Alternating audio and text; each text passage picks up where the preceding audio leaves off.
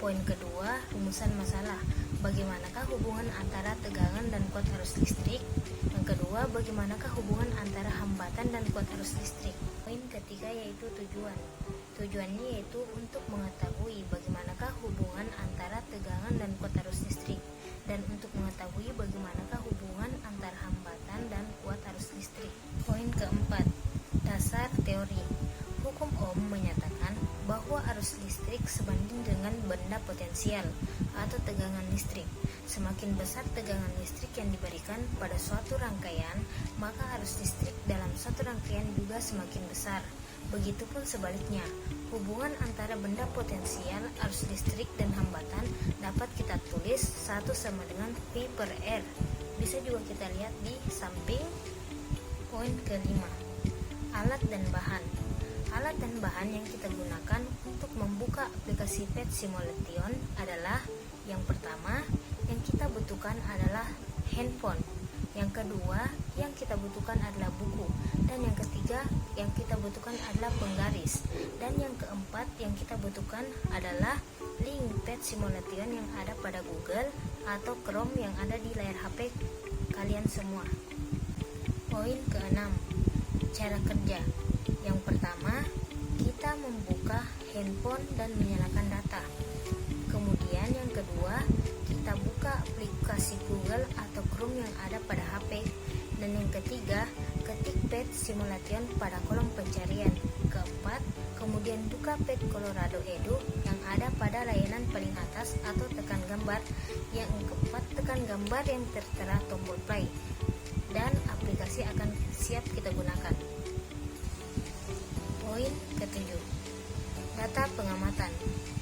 Dapat kita lihat ketika kita menaikkan V atau tegangan listrik, maka kuat arus listrik akan semakin besar. Kita lihat pada gambar di samping. Ketika kita menurunkan resistansinya menjadi 106 ohm, maka kuat arus listrik akan semakin besar. Contoh kedua, dapat kita lihat di samping. Ketika kita menaikkan resistansinya menjadi 202 ohm, maka kuat arus listrik akan semakin kecil. Contoh ketiga, dapat kita lihat di samping. Ketika kita menaikkan resistansinya menjadi 300 ohm, maka kuat arus akan semakin kecil. Poin ke-8, pembahasannya yaitu dapat kita lihat pada percobaan R1 sama dengan 106 ohm, di mana ketika R-nya diturunkan maka kuat arus semakin besar, dan sebaliknya ketika R-nya dinaikkan maka kuat arus akan semakin kecil. Dapat dilihat pada percobaan.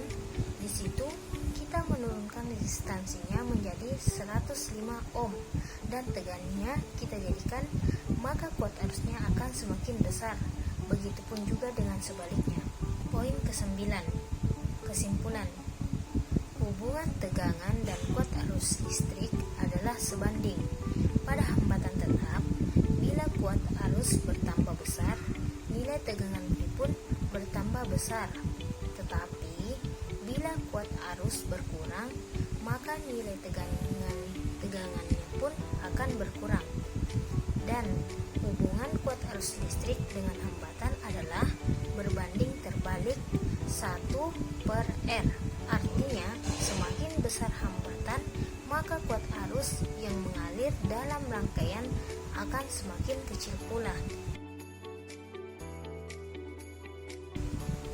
Itulah tadi pembahasan laporan yang telah saya buat.